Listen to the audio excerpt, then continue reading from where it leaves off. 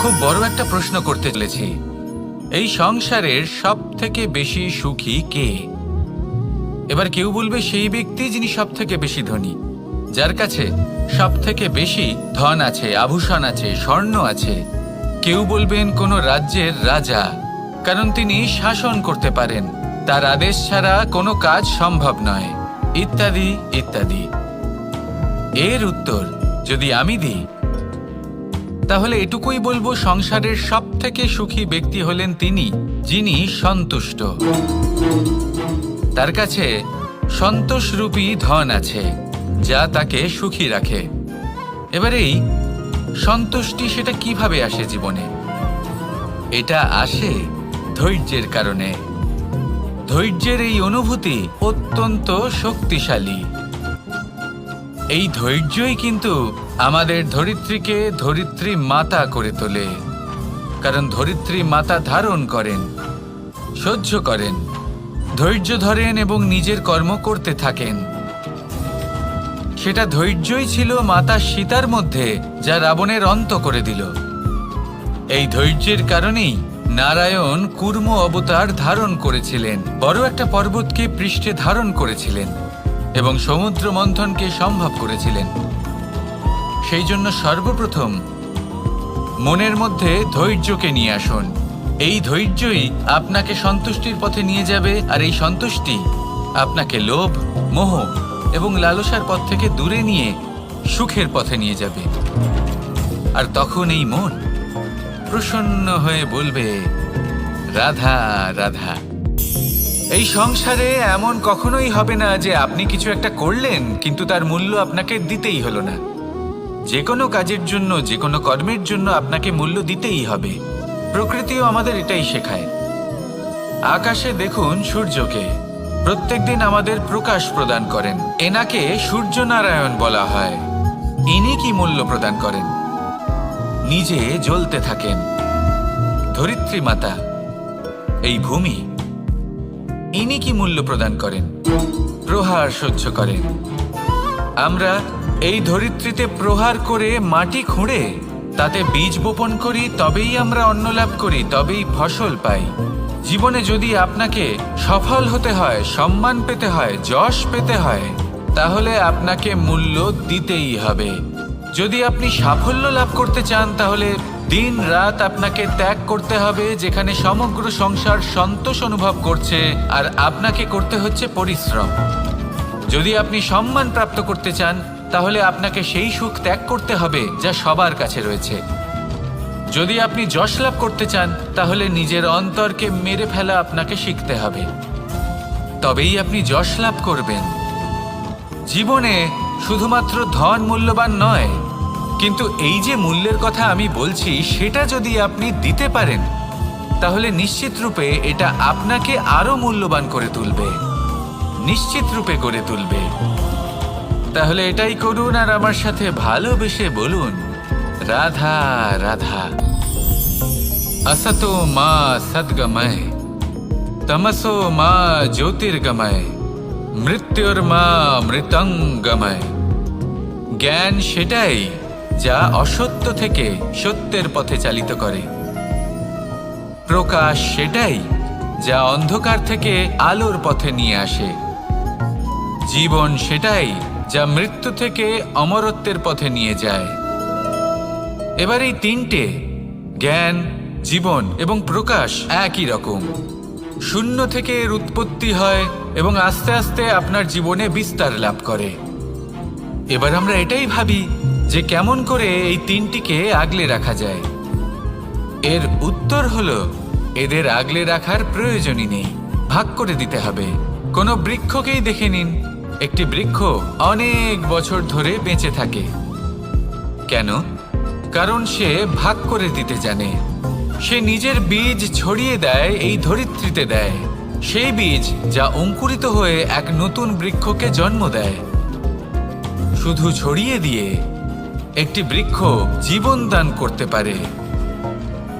যদি কোনো ব্যক্তি জ্ঞান ছড়াতে শিখে যান, যদি প্রকাশ, আলোর কিরণ ছড়িয়ে দিতে শিখে যায়, কোনো ব্যক্তি তার জীবনের সুখ ছড়িয়ে দিতে শিখে যান, তাহলে তিনি মৃত্যুর পরও মৃত হন না। এই ভাগ করে দেওয়ার সুখটাই কিছুটা আলাদা। এই সুখ অনুভব করুন আর আমার সাথে ভালোবেসে বলুন, রাধা রাধা।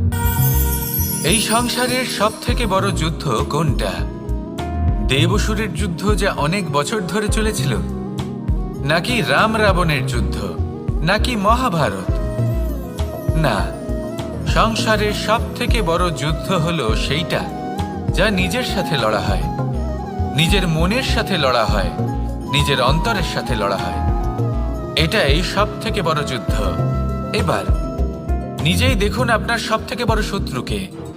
আপনার স্বার্থ, আপনার কামনাগুলি, আপনার অহংকারগুলি, যা আপনাকেই নষ্ট করে দেয়। যদি এদের ওপর আপনি বিজয় লাভ করতে পারেন, তাহলে ধরে নিন এই সংসারে সবার ওপরে আপনি বিজয় লাভ করতে পারবেন। এই সংসারে কেউ আপনাকে পরাজিত করতে পারবে না। কিন্তু তার জন্য প্রয়োজন অনুভূতির। অনুভূতি ভালোবাসার, অনুভূতি অনুপ্রেরণার। যে ব্যক্তি ভালোবাসতে পারেন এবং প্রেরণা দিতে পারেন, তিনি চিরকাল জয়লাভ করতে পারেন। নিজের কাছে ভালোবাসার এক অস্ত্র রাখুন আর প্রেরণার এক ঢাল।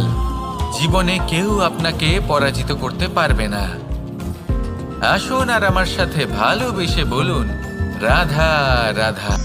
মানুষের জীবনে দুই ধরনের আবেগ থাকে যা চিরকাল তার সাথে বসবাস করে। প্রথম, স্বপ্ন। দ্বিতীয়, অজুহাত। মানুষ হাজার হাজার স্বপ্ন দেখতে পারে।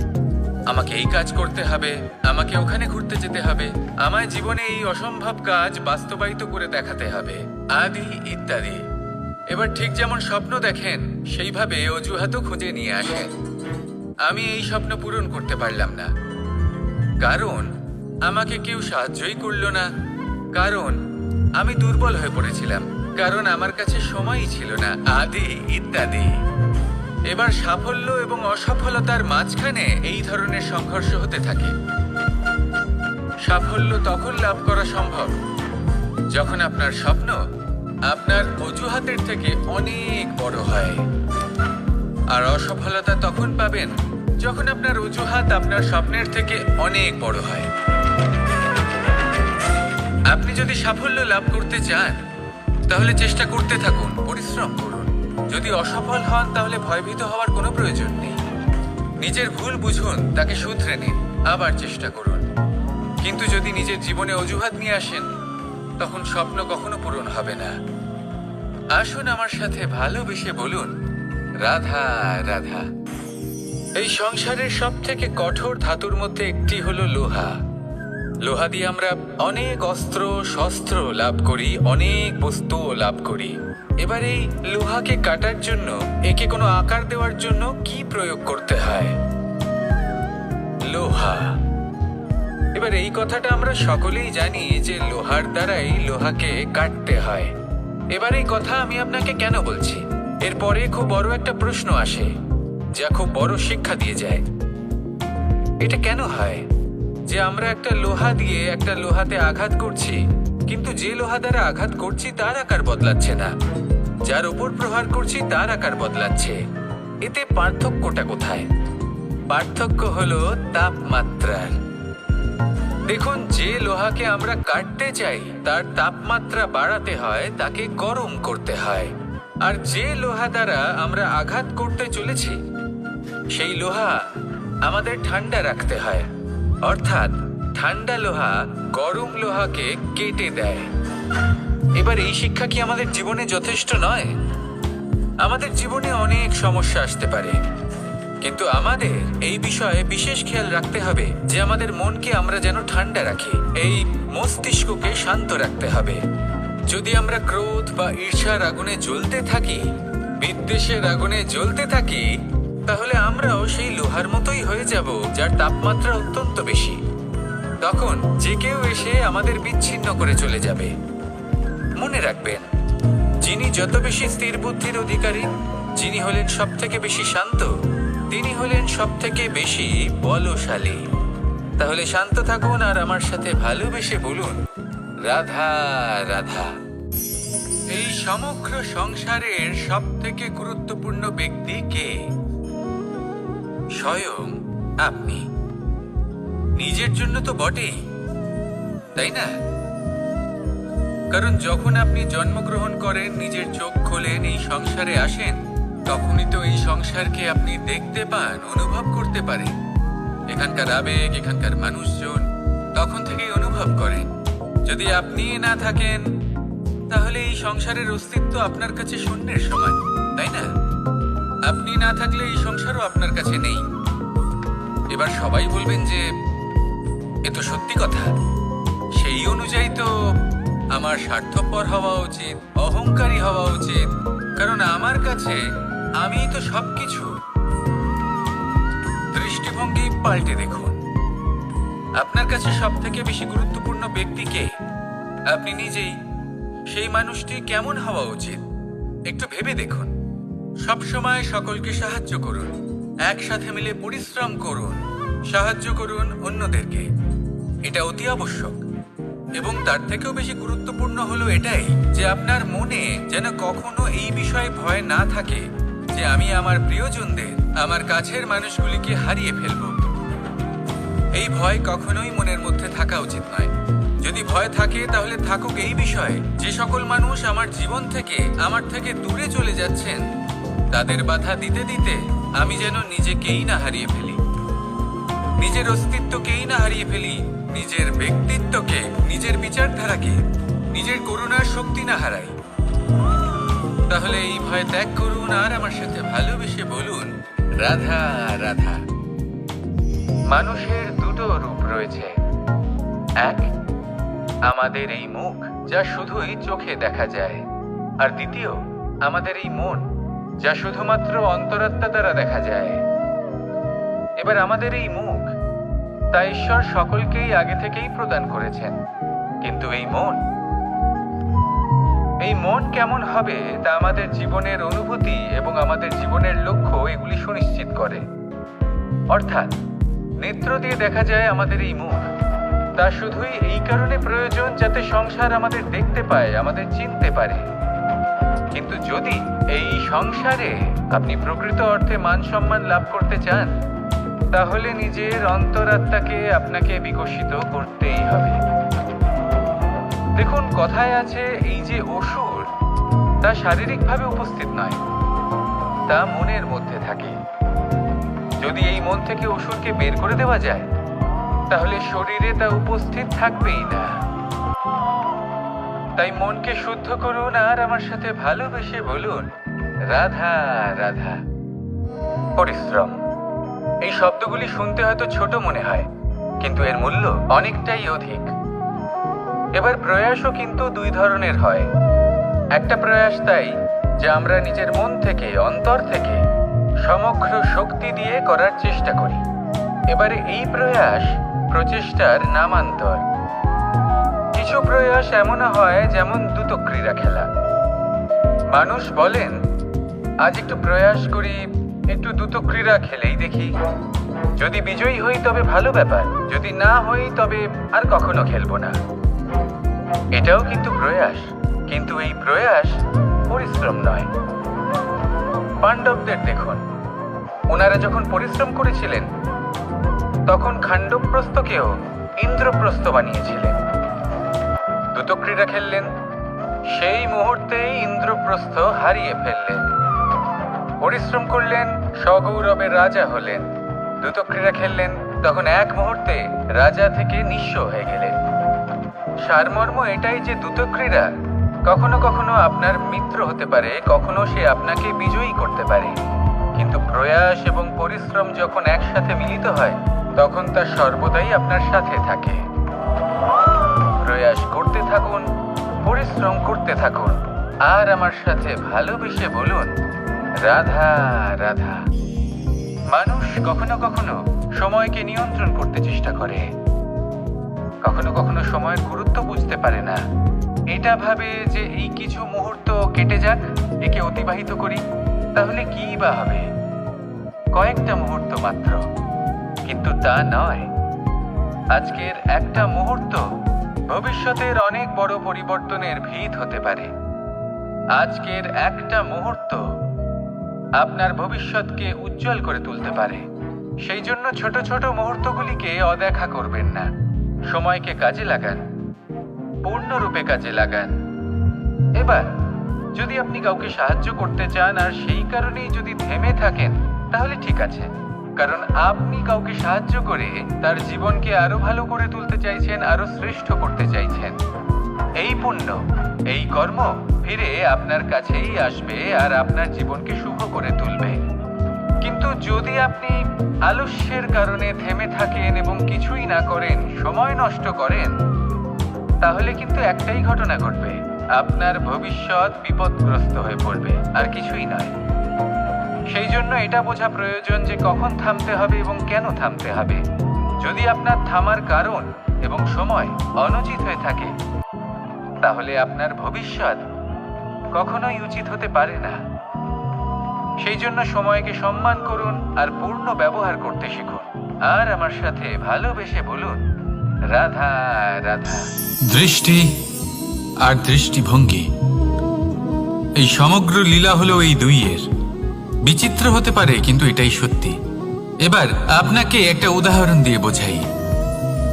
অনেক সময় আপনি কোনো ব্যক্তিকে এটা বলতে শুনবেন যে আমি আমার নিজের উপরে গর্ব করি, আমি নিজেকে নিয়ে গর্ব করি, আমি খুব ভালোভাবে আমার মা বাবার সেবা করি, ওনাদের আমি সবসময় সুখী রাখি, ওনাদের আমি একটা বাড়ি দিয়েছি, সকল সুখ সুবিধা দিয়েছি, ওনাদের জীবনে প্রত্যেক জিনিস দিয়েছি আর দেব যা তাদের প্রয়োজন। এবার আমাকে বলুন যে আপনি কে হন? আপনি হলেন সেই বীজ যা আপনার মাতা পিতা রোপণ করেছেন। আপনার মা বাবাই আপনাকে এই সংসারে জন্ম দিয়েছেন। এবার এইসব কথার কি তাৎপর্য? এই হলো সেই ব্যক্তির দৃষ্টিভঙ্গি। এবার দেখা যাক এই প্রকৃতি আমাদের কি শেখায়। কখনো কোনো গাছকে দেখবেন, যখন সেই গাছে ফল আসে, সে মালিকে এটা বলে না যে দেখো আমি তোমাকে ফল খেতে দিচ্ছি। সেই বৃক্ষ এটা বলে না যে দেখো আমি তোমায় আহার করতে দিচ্ছি, কারণ ও জানে যে এটা হলো সেই মালির পরিশ্রম, এটা হলো তারই কর্মের ফল আর এটা তারই পাওয়া উচিত। সে বলে যে তোমার জিনিস তোমাকেই অর্পণ করলাম, এ আমার জিনিস নয়। ও জানে সেই মালির গুরুত্ব আসলে কি। এটা হলো তার দৃষ্টিভঙ্গি। সেই জন্য আপনি জীবনে কোন ব্যক্তির মধ্যে, কোন পশু পাখির মধ্যে, কোন প্রাণীর মধ্যে, কোন পরিস্থিতিতে, কোন আবেগের মুহূর্তে কি দেখতে পাচ্ছেন, সেটা আপনার দৃষ্টিভঙ্গির উপরে নির্ভর করছে। তাই নিজের মনে ধনাত্মক ভাব জাগ্রত করুন, শুভ চিন্তা নিয়ে আসুন। এই ভাবনাই সত্য হয়ে সামনে আসবে। এই দৃষ্টিভঙ্গি এমন হয়ে যাবে যে আপনার জীবনে সবকিছুই শুভ হবে। তাহলে আসুন আর আমার সাথে ভালোবেসে বলুন, রাধা রাধা। কখনো কখনো মানুষ মনে করেন যে সে নিজেই সব থেকে বেশি শক্তিশালী, তিনি হলেন জ্ঞানী। দেখুন, এটা ভালো ব্যাপার যে আপনার মধ্যে শক্তি আছে, জ্ঞান আছে, আর এটা শুধু আপনার জন্য নয়, এই সমস্ত সমাজের জন্য, দেশের জন্য, সমগ্র পৃথিবীর জন্য অত্যন্ত আবশ্যক। কিন্তু এই কথাটাও বোঝা অত্যন্ত আবশ্যক যে এই জ্ঞান যেন কখনো অহংকার না হয়ে ওঠে। যখন মানুষের মধ্যে জ্ঞান থাকে তখন সে রাম হয়ে ওঠে। রাম, যিনি সমুদ্রের বুকে সেতু বানিয়েছিলেন, বানর সেনার দ্বারা রাক্ষস রাজকে পরাজিত করেছিলেন, আর চিরকালের জন্য সবার কাছে আদর্শ হয়ে উঠেছিলেন। আর যদি মানুষের মনে অহংকার জন্মায়, তাহলে সে রাবণ হয়ে ওঠে। দেশে বিদেশে যতই খ্যাতি থাকুক না কেন, সে রাক্ষস হয়ে ওঠে, নিজের সাথে সাথে সমস্ত কুলের বিনাশ করে বসে। এবার জ্ঞান নাকি অহংকার, আপনার কি চাই সেই সিদ্ধান্ত আপনার, আর আপনার এই সিদ্ধান্তই নিশ্চিত করবে যে আপনার কর্ম কি হবে, আর আপনার এই কর্মই নিশ্চিত করে দেবে আপনার প্রারব্ধ কি হবে। তাহলে শুভ কর্ম করুন আর আমার সাথে ভালোবেসে বলুন, রাধা রাধা। আপনি কখনো পাখিদের দেখেছেন? যেভাবে মানুষ তার সন্তানকে জন্ম দেয়, পাখিরাও সন্তানদের জন্ম দেয়। আর যেই তার সন্তান এই সংসারে প্রবেশ করে, সেই পাখি তাকে আগলে রাখে, তার যত্ন করে, ওর জন্য বাসা বানায়, ওর জন্য দূর কোথাও থেকে খাবার নিয়ে আসে, নিজের ঠোঁট দিয়ে ওর মুখে খাবার খাইয়ে দেয়, সবকিছু করে। কিন্তু একটা কাজ পাখি করে, কিন্তু মানুষ কখনোই করে না। যখন পাখি মনে করে যে তার সন্তান বড় হয়ে গেছে, ওকে এবার ওরা শিখতে হবে, নিজেকেই আত্মরক্ষা শিখতে হবে, নিজের খাবার নিজেই খুঁজে আনতে হবে, তো সেই পাখি তার সন্তানকে বাসা থেকে বের করে দেয়। তারপর সেই পাখির সন্তান নিজে উড়তে শেখে, আত্মরক্ষা করতে শেখে এবং আস্তে আস্তে সে আত্মনির্ভর হয়ে ওঠে। কিন্তু মানুষ কি তার সন্তানের সাথে এটাই করে? কখনোই নয়। মানুষ তার সন্তানকে নিজের সাথে বেঁধে রাখে, সব সময় তার লালন পালনের, তার দেখাশোনার ব্যবস্থা করে রাখে, আর এটাই ভাবেন যে আমি হলাম ওর পালনকর্তা, ওর খেয়াল রাখা তো আমার কর্তব্য। কিন্তু না, এই কাজ করতে করতে উনি আস্তে আস্তে নিজেরই সন্তানের শত্রু হয়ে ওঠেন, তার বিকাশের শত্রু হয়ে ওঠেন। তাই যখন সন্তান বড় হবে তখন অবশ্যই ভালোবাসুন, কিন্তু পাখির মতো কঠোর হওয়াও প্রয়োজনীয়, তবেই তার বিকাশ হবে। ওকে নিজের কষ্ট নিজেকেই সহ্য করতে দিন, শিখতে দিন জীবনের অনুভূতি কেমন, তবেই তার বিকাশ হবে। নয়তো সেই সন্তান আজীবন আপনার জন্য বোঝা হয়ে থাকবে, আর আপনি তার বিকাশের পথে আজীবন বাধা হয়ে থাকবেন। আর আমার মনে হয় না আপনি সেটা চাইবেন, তাই তো? আসুন আমার সাথে ভালোবেসে বলুন রাধা রাধা। জীবনে শিখরে পৌঁছানোর জন্য মানুষের কি প্রয়োজন হয়ে থাকে? সিঁড়ির। কিন্তু তাও প্রত্যেক মানুষ, প্রত্যেক ব্যক্তি শিখরে পৌঁছতে পারেন না। এর কারণ কি? কারণ একটা হতে পারে যে মানুষ কল্পনা করতে থাকেন কিন্তু সিঁড়ি খুঁজে পান না। কিছু মানুষ খুঁজে নেন, কিন্তু তা পেয়ে এতটাই প্রসন্ন হয়ে যান যে তারপর আর কোনো কর্মই করেন না। খুব সোজা ব্যাপার। অনেক মানুষ সিঁড়ি খুঁজে পান না, আর যদি পেয়েও যান তাও যতক্ষণ না তাতে চড়ছেন সেই শিখরে পৌঁছবেন কি করে? যতক্ষণ না আপনি পরিশ্রম করছেন, যতক্ষণ না সেই সিঁড়িতে আপনি চড়ছেন, যতক্ষণ না ক্লান্ত হচ্ছেন, আপনার পায়ে হাঁটুতে ব্যথা না হচ্ছে, ততক্ষণ এই শিখরে পৌঁছানোর সৌভাগ্য লাভ করতে পারবেন না। তাহলে কল্পনার সাথে কর্ম করুন, পরিকল্পনার সাথে পরিশ্রম করুন, সব কিছু পাবেন। আসুন আমার সাথে ভালোবেসে বলুন রাধা রাধা। সুখ আর অভিজ্ঞতা, এই দুই জীবনে একসাথে কখনোই আসে না। মনে রাখবেন, যেখানে সুখ থাকে সেখানে অভিজ্ঞতা থাকে না। আর যখন এই সুখ আমাদের জীবন থেকে দূরে চলে যায়, তখন আমাদের জীবনে আসে এই অভিজ্ঞতা। পরমাত্মা, প্রকৃতি, নিয়তি এই অভিজ্ঞতাকে আমাদের জীবনে পাঠান, যাতে আমরা একটা অত্যন্ত গুরুত্বপূর্ণ শিক্ষা, একটা জ্ঞান প্রাপ্ত করতে পারি। এই অভিজ্ঞতা আমাদের শেখায় যে অতীতে এমন কি হয়েছিল যা আমাদের করা উচিত হয়নি। আমাদের শেখায় ভবিষ্যতে এমন কি আছে যা আমাদের করা উচিত আর কি করা উচিত নয়।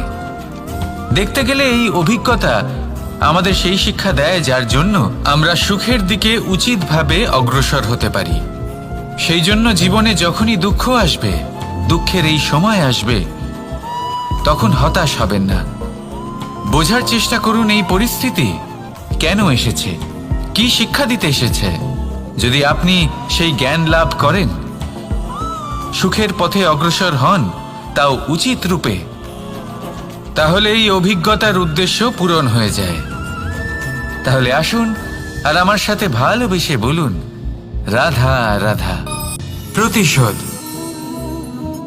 অথবা কাউকে দুঃখ দেওয়ার ভাবনা, যদি এটা আপনার মনে থাকে তাহলে আপনি নিজের মনেই যন্ত্রণার একটা বিশাল বৃক্ষ রোপণ করছেন, এটা মনে রাখবেন। কারণ কাউকে দুঃখ দেবার এই ভাবনা, এটা হলো সেই বীজ যা আপনার মনেই পতিত হবে, আপনার মনেই অঙ্কুরিত হবে, আর আপনার মনেই একটা বিশাল বৃক্ষরূপে বেড়ে উঠবে। জীবন আপনার, কর্ম আপনার, কাউকে দুঃখ দেবার ভাবনা আপনার ছিল, এই বৃক্ষ হলো আপনার, তাই এর ফলও আপনিই পাবেন, যা গ্রহণও আপনাকেই করতে হবে। মনে রাখবেন, যে মানুষ এটা ভাবে যে আমি ওকে দুঃখ দেব, ওকে কষ্ট দিতে চাই আমি, সেই মানুষই দুঃখ আর কষ্ট পেয়ে থাকে। যদি সেই জায়গায় আপনি এটা ভাবেন যে আমি কাউকে সুখী করে তুলতে চাই, কাউকে সুখ প্রদান করতে চাই, তাহলে তারও বীজ আপনার মনেই রোপণ হবে, বৃক্ষে পরিণত হবে, যার ফলও আপনিই পাবেন। এখানে বিষয়টা হলো শুধু মানসিকতার চিন্তা, যা সত্য হয়ে আপনার সামনে আসে। তাহলে এই মানসিকতা শুভ করুন, সবার জন্য মঙ্গল কামনা করুন। অন্যের মনে আপনার জন্য ভালো চিন্তা থাকুক বা না থাকুক, আপনি সবার জন্য শুভ চিন্তা করে কর্ম করতে থাকুন, তাহলে আপনার সাথেও ভালোই হবে। তাহলে আসুন আর আমার সাথে ভালোবেসে বলুন, রাধা রাধা। আমরা সকলে চাই আমাদের জীবনে সাফল্য আসুক। আমরা চাই যে এই সংসারে আমাদের খ্যাতি ছড়িয়ে পড়ুক। আমরা চাই যেন আমরা আলোচিত হই। কিন্তু শুধু চাইলেই কি যায় আসে? যদি এই সংসারে আলোচিত হতে হয়, তাহলে পরিচিত হতে হবে পরিশ্রমের দ্বারা। যতক্ষণ না আপনারা পরিশ্রমের সাথে পরিচিত হবেন, সাফল্যের সাথে পরিচিত হবেন না। সংঘর্ষ করতে হবে প্রতিদিন, প্রতি বছর। জীবনের সব পরিস্থিতিতেই হয়তো নতুন নতুন বাধা আসবে, নতুন নতুন বিঘ্ন ঘটবে। কিন্তু এটা আবশ্যক নয় যে সমস্ত বিঘ্ন বিনাশের জন্য আসবে। কিছু বিঘ্ন আপনার পথ প্রশস্ত করার জন্য আসবে, আপনার পথ পরিষ্কার করার জন্য আসবে। যদি আপনাকে উদাহরণ দিই, যখন বন্যা আসে, বাড়ি ঘর ভেসে যায়, তখন আমরা হতাশ হয়ে পড়ি, আমরা দুঃখী হয়ে পড়ি। কিন্তু সেই বন্যাই আমাদের সেই ধরিত্রীকে এত উর্বর করে তোলে যে সেই উর্বর অংশ কাজে লাগিয়ে আমরা সেরকম আরো 10টা বাড়ি বানাতে পারি। তাহলে ধন্যাত্মক থাকুন আর যে কোনো সংঘর্ষের জন্য প্রস্তুত থাকুন। জীবনে অনেক দূর যেতে পারবেন। তাহলে আসুন আমার সাথে ভালোবেসে বলুন, রাধা রাধা। জীবনে কখনো কখনো আমরা সেই পরিস্থিতিতে ফেসে যাই যখন আমাদের মনে হয় যে আমাদের নতুন কিছু একটা করতে হবে, কিন্তু আমরা করতে পারি না। কারণ কোথাও না কোথাও আমরা রীতির দ্বারা আবদ্ধ, আর আমরা সেই রীতি ভাঙতে চাই না। কেবল একটাই প্রশ্ন আসে মনে, আশেপাশের মানুষ কি বলবে, আশেপাশের মানুষ কি ভাববে। আপনাকে একটা প্রশ্ন করি, কারা এই মানুষজন? আপনার জন্মের সময় এই মানুষজন কোথায় ছিলেন? যখন আপনি কোনো সমস্যায় পড়েন, তখন এই মানুষজন কোথায় থাকেন? এগিয়ে এসে কি আপনাকে সাহায্য করেন, নাকি সেই সমস্যার সমাধান আপনি নিজেই করেন? এইসব মানুষজনের চিন্তা ত্যাগ করুন যদি আপনি জীবনে বাঁচতে চান। ভেবে দেখুন জীবনে কি কি শুভ আছে আর কি কি শুভ করতে পারেন। যদি তা স্রোতের বিপরীতে হয়, তাহলে সংঘর্ষ করুন, কিন্তু এইসব মানুষজনের কথা ভাববেন না। ভেবে দেখুন জীবনে আপনি কি কি শুভ কাজ করতে পারেন। এটা ভাবুন যে আপনি কখনো এমন কোনো কাজ করে ফেলেননি তো যার জন্য কারো হৃদয় আহত হয়েছে। শুভর দিকে নিজের চিন্তা কেন্দ্রীভূত করুন, আপনার জীবনে সব কিছু শুভই হবে। তাহলে আসুন আমার সাথে ভালোবেসে বলুন, রাধা রাধা। সমস্যা, কঠিন সময়, সংকট, বিপদ কার জীবনে নেই? প্রত্যেকের জীবনে আছে। কিন্তু আমাকে একটা কথা বলুন, যদি নৌকায় ঢেউকে ভয় পেতে শুরু করে, তাহলে সাগর পার করবে কে?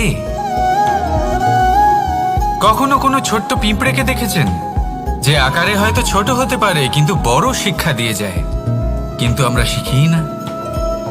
এবার দেখুন একটা পিঁপড়েকে, যে ভোজনের খোঁজে বাইরে বের হয়, একটা ছোট্ট দানা তুলে নেয়। ছোট দানা তোলে কারণ তার থেকে বেশি সে তুলতেই পারবে না। সে দানা নিয়ে চলতে শুরু করে, কোনো দেওয়ালে উঠে পড়ে, আবার পড়েও যায়। সেই দানা দূরে কোথাও একটা পড়ে যায়, তা আবার খোঁজে, তুলে নেয়, আবার চলতে থাকে। পড়ে যায় আবার ওঠে, পড়ে যায় আবার ওঠে। সেই দানাটা রেখে দেয়, আবার বেরিয়ে পড়ে ভোজনের খোঁজে। পরিশ্রম করতে থাকে কিন্তু হার মানে না। এই শিক্ষাই তো আমাদের প্রাপ্ত করতে হবে। নিরন্তর পরিশ্রম আর নির্ভীক হয়ে কর্ম করে যেতে হবে। এটাই হলো সাফল্যের মাধ্যম, এটাই হলো জয়ের মন্ত্র, অচ্যুত অজয় অস্ত্র। তাহলে আসুন আর আমার সাথে ভালোবেসে বলুন, রাধা রাধা। আজকাল আপনি দেখে থাকবেন যে মা বাবা শুধুমাত্র সন্তানকে ভালোবাসেন তা নয়, তাদের মোহেও জড়িয়ে পড়েন। বিদ্যালয়ে যখন পাঠান তখন সমস্ত সুযোগ সুবিধা দিয়েই পাঠান। চেষ্টা করেন যে সবসময় যেন সন্তান তাদের চোখের সামনেই থাকে, কিন্তু ভুলে যান এক অত্যন্ত গুরুত্বপূর্ণ কথা, যে সন্তানকে এক নতুন দৃষ্টিভঙ্গি দেওয়াই হলো ওনাদের কর্তব্য। সেই জন্য পুরাতনকালে শিষ্যদের গুরুকুলে পাঠানো হতো, বাড়ির থেকে দূরে। কারণ বাড়ি ছেড়ে যাওয়া এক সন্তানের জন্য, এক শিষ্যের জন্য অত্যন্ত শুভ লক্ষণ হয়।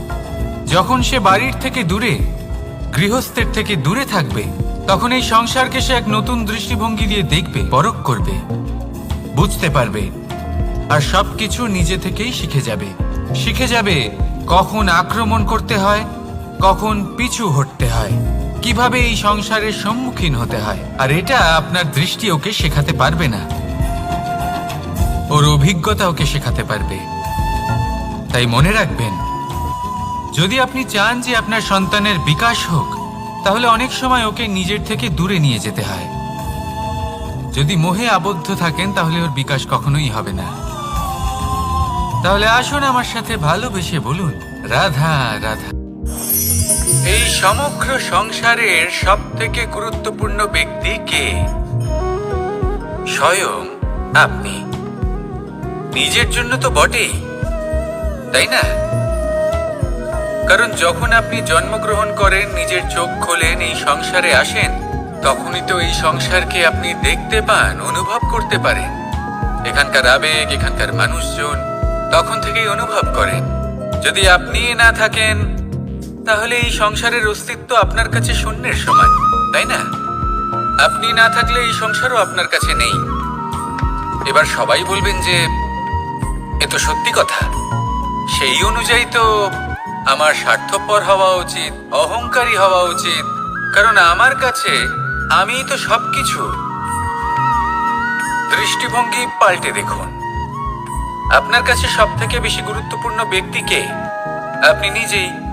সেই মানুষটি কেমন হওয়া উচিত একটু ভেবে দেখুন।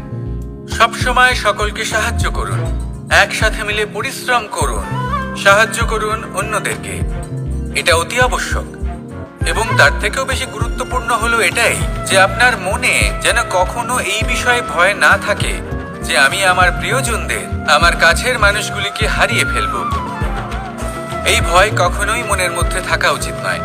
যদি ভয় থাকে, তাহলে থাকুক এই বিষয়ে যে সকল মানুষ আমার জীবন থেকে, আমার থেকে দূরে চলে যাচ্ছেন, তাদের বাধা দিতে দিতে আমি যেন নিজেকেই না হারিয়ে ফেলি, নিজের অস্তিত্বকেই না হারিয়ে ফেলি, নিজের ব্যক্তিত্বকে, নিজের বিচারধারাকে, নিজের করুণার শক্তি না হারাই। তাহলে এই ভয় ত্যাগ করুন আর আমার সাথে ভালোবেসে বলুন, রাধা রাধা। দৃষ্টি আর দৃষ্টিভঙ্গি, এই সমগ্র লীলা হলো এই দুইয়ের। বিচিত্র হতে পারে, কিন্তু এটাই সত্যি। এবার আপনাকে একটা উদাহরণ দিয়ে বোঝাই।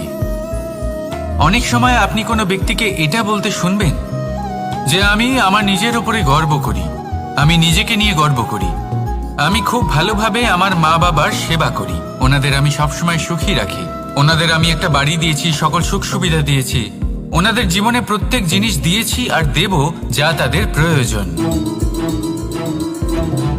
এবার আমাকে বলুন যে আপনি কে হন? আপনি হলেন সেই বীজ যা আপনার মাতা পিতা রোপণ করেছেন। আপনার মা বাবাই আপনাকে এই সংসারে জন্ম দিয়েছেন। এবার এইসব কথার কি তাৎপর্য? এই হলো সেই ব্যক্তির দৃষ্টিভঙ্গি। এবার দেখা যাক এই প্রকৃতি আমাদের কি শেখায়। কখনো কোনো গাছকে দেখবেন, যখন সেই গাছে ফল আসে, সে মালিকে এটা বলে না যে দেখো আমি তোমাকে ফল খেতে দিচ্ছি। সেই বৃক্ষ এটা বলে না যে দেখো আমি তোমায় আহার করতে দিচ্ছি, কারণ ও জানে যে এটা হলো সেই মালির পরিশ্রম, এটা হলো তারই কর্মের ফল, আর এটা তারই পাওয়া উচিত। সে বলে যে তোমার জিনিস তোমাকেই অর্পণ করলাম, এ আমার জিনিস নয়।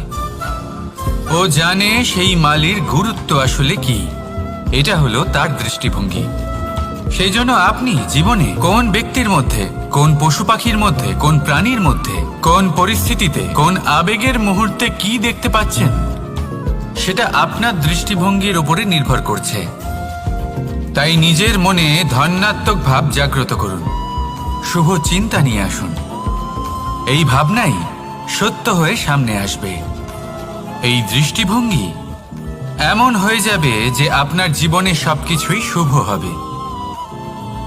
তাহলে আসুন আর আমার সাথে ভালোবেসে বলুন, রাধা রাধা। কখনো কখনো মানুষ মনে করেন যে সে নিজেই সব থেকে বেশি শক্তিশালী, তিনি হলেন জ্ঞানী। দেখুন, এটা ভালো ব্যাপার যে আপনার মধ্যে শক্তি আছে, জ্ঞান আছে, আর এটা শুধু আপনার জন্য নয়, এই সমস্ত সমাজের জন্য, দেশের জন্য, সমগ্র পৃথিবীর জন্য অত্যন্ত আবশ্যক। কিন্তু এই কথাটাও বোঝা অত্যন্ত আবশ্যক যে এই জ্ঞান যেন কখনো অহংকার না হয়ে ওঠে। যখন মানুষের মধ্যে জ্ঞান থাকে তখন সে রাম হয়ে ওঠে। রাম, যিনি সমুদ্রের বুকে সেতু বানিয়েছিলেন, বানর সেনার দ্বারা রাক্ষস রাজকে পরাজিত করেছিলেন, আর চিরকালের জন্য সবার কাছে আদর্শ হয়ে উঠেছিলেন। আর যদি মানুষের মনে অহংকার জন্মায় তাহলে সে রাবণ হয়ে ওঠে। দেশে বিদেশে যতই খ্যাতি থাকুক না কেন, সে রাক্ষস হয়ে ওঠে, নিজের সাথে সাথে সমস্ত কুলের বিনাশ করে বসে। এবার জ্ঞান নাকি অহংকার, আপনার কি চাই সেই সিদ্ধান্ত আপনার, আর আপনার এই সিদ্ধান্তই নিশ্চিত করবে যে আপনার কর্ম কি হবে, আর আপনার এই কর্মই নিশ্চিত করে দেবে আপনার প্রারব্ধ কি হবে। তাহলে শুভ কর্ম করুন আর আমার সাথে ভালোবেসে বলুন, রাধা রাধা। আপনি কখনো পাখিদের দেখেছেন? যেভাবে মানুষ তার সন্তানকে জন্ম দেয়, পাখিরাও সন্তানদের জন্ম দেয়। আর যেই তার সন্তান এই সংসারে প্রবেশ করে, সেই পাখি তাকে আগলে রাখে, তার যত্ন করে, ওর জন্য বাসা বানায়, ওর জন্য দূর কোথাও থেকে খাবার নিয়ে আসে, নিজের ঠোঁট দিয়ে ওর মুখে খাবার খাইয়ে দেয়, সবকিছু করে। কিন্তু একটা কাজ পাখি করে কিন্তু মানুষ কখনোই করে না। যখন পাখি মনে করে যে তার সন্তান বড় হয়ে গেছে, ওকে এবার ওরা শিখতে হবে, নিজেকেই আত্মরক্ষা শিখতে হবে, নিজের খাবার নিজেই খুঁজে আনতে হবে, তো সেই পাখি তার সন্তানকে বাসা থেকে বের করে দেয়। তারপর সেই পাখির সন্তান নিজে উড়তে শেখে, আত্মরক্ষা করতে শেখে, এবং আস্তে আস্তে সে আত্মনির্ভর হয়ে ওঠে। কিন্তু মানুষ কি তার সন্তানের সাথে এটাই করে? কখনোই নয়। মানুষ তার সন্তানকে নিজের সাথে বেঁধে রাখে, সব সময় তার লালন পালনের, তার দেখাশোনার ব্যবস্থা করে রাখে, আর এটাই ভাবেন যে আমি হলাম ওর পালনকর্তা, ওর খেয়াল রাখা তো আমার কর্তব্য। কিন্তু না, এই কাজ করতে করতে উনি আস্তে আস্তে নিজেরই সন্তানের শত্রু হয়ে ওঠেন, তার বিকাশের শত্রু হয়ে ওঠেন। তাই যখন সন্তান বড় হবে তখন অবশ্যই ভালোবাসুন, কিন্তু পাখির মতো কঠোর হওয়াও প্রয়োজনীয়, তবেই তার বিকাশ হবে। ওকে নিজের কষ্ট নিজেকেই সহ্য করতে দিন, শিখতে দিন জীবনের অনুভূতি কেমন, তবেই তার বিকাশ হবে। নয়তো সেই সন্তান আজীবন আপনার জন্য বোঝা হয়ে থাকবে, আর আপনি তার বিকাশের পথে আজীবন বাধা হয়ে থাকবেন। আর আমার মনে হয় না আপনি সেটা চাইবেন, তাই তো? আসুন আমার সাথে ভালোবেসে বলুন, রাধা রাধা। জীবনে শিখরে পৌঁছানোর জন্য মানুষের কি প্রয়োজন হয়ে থাকে? সিঁড়ির। কিন্তু তাও প্রত্যেক মানুষ, প্রত্যেক ব্যক্তি শিখরে পৌঁছতে পারেন না। এর কারণ কি? কারণ একটা হতে পারে যে মানুষ কল্পনা করতে থাকেন কিন্তু সিঁড়ি খুঁজে পান না। কিছু মানুষ খুঁজে নেন কিন্তু তা পেয়ে এতটাই প্রসন্ন হয়ে যান যে তারপর আর কোনো কর্মই করেন না। খুব সোজা ব্যাপার। অনেক মানুষ সিঁড়ি খুঁজে পান না, আর যদি পেয়েও যান তাও যতক্ষণ না তাতে চড়ছেন সেই শিখরে পৌঁছবেন কি করে? যতক্ষণ না আপনি পরিশ্রম করছেন, যতক্ষণ না সেই সিঁড়িতে আপনি চড়ছেন, যতক্ষণ না ক্লান্ত হচ্ছেন, আপনার পায়ে হাঁটুতে ব্যথা না হচ্ছে, ততক্ষণ এই শিখরে পৌঁছানোর সৌভাগ্য লাভ করতে পারবেন না। তাহলে কল্পনার সাথে কর্ম করুন, পরিকল্পনার সাথে পরিশ্রম করুন, সব কিছু পাবেন। আসুন আমার সাথে ভালোবেসে বলুন, রাধা রাধা।